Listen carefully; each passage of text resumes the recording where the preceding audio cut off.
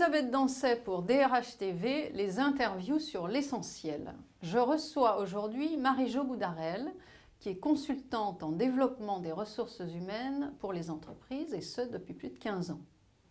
Marie-Jo Boudarel, bonjour. Bonjour Elisabeth.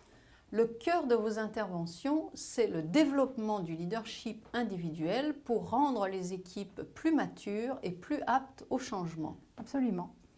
Alors vous associez leadership, changement et estime de soi. Je comprends qu'on associe leadership et changement, mais que vient faire l'estime de soi ici? Effectivement, nous lions les trois dimensions, estime de soi, leadership et changement. J'ai acquis la conviction au fil des années que l'estime de soi était vraiment le socle pour le développement du leadership et de notre capacité à gérer le changement. Pourquoi?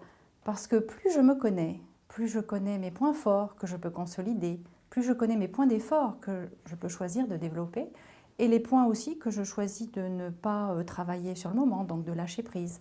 Sur ce chemin, je prends de la confiance en moi, je deviens adaptable, j'ose. Et là, j'accède à un tout autre niveau d'énergie où de nouvelles clés de leadership sont à ma disposition. En fait, l'estime de soi qui augmente, ce sont des dizaines de comportements qui changent automatiquement, donc gagnant du temps. Alors, quels sont les fondamentaux que vous utilisez dans votre approche?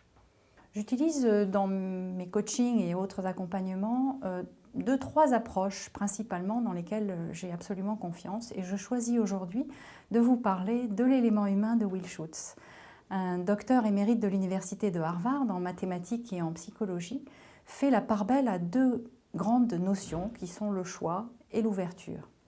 Le choix, la responsabilité, l'autodétermination, c'est très confrontant parce qu'il part de l'hypothèse que nous avons toujours le choix de changer nos émotions, nos comportements, nos relations, de décision, de changer ce que nous souhaitons dans notre vie personnelle et professionnelle.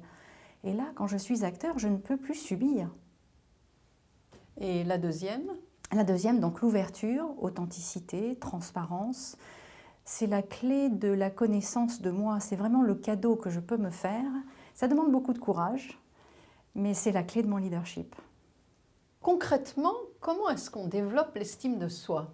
L'estime de soi, c'est être confortable avec la personne que je suis, savoir que je peux changer ce que je souhaite changer, savoir aussi que je peux faire face à ce que la vie va me proposer. Dans les séminaires éléments humains, à travers de nombreuses portes d'apprentissage qui peuvent être l'imagerie mentale, les exercices corporels kinesthésiques puisque le corps ne ment jamais, des questionnaires émotionnels, comportementaux, un faisceau d'expérimentation qui permettent aux personnes de récolter un flot d'informations, de questionnements et surtout de prise de conscience qui leur permet de faire le chemin qu'ils souhaitent faire et qu'ils peuvent faire pour augmenter l'estime qu'ils ont d'eux-mêmes. Alors, Marie-Jo Boudarel, dans votre expérience, quels sont les bienfaits de cette approche? Moins de stress, plus de plaisir, plus d'efficacité, de performance, de coopération. Rien que ça. Oui, je pourrais dire rien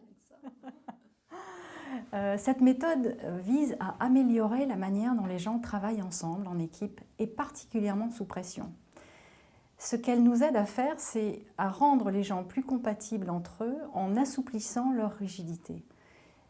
Procter & Gamble, la NASA, l'Opéra de Sydney, Mitsubishi, Volvo, pour ne citer que, et Shell, un autre qui me vient à l'esprit, ont fait confiance depuis longtemps à l'élément humain et ce sont des leaders sur leur marché. C'est un gage d'efficacité de cette méthode. Pouvez-vous nous donner un exemple des bienfaits de cette méthode chez un de vos clients? Oui, encore très récemment, un leader d'une équipe RH au niveau européen me rapportait qu'un an après le premier séminaire, il remarquait réellement une plus grande exemplarité dans leur rôle RH d'acteur du changement, plus de capacité à oser aller à la résolution de problèmes, à la prise de décision plus rapidement qu'avant, un changement de posture même chez les plus dubitatifs au départ et plus de joie à travailler ensemble.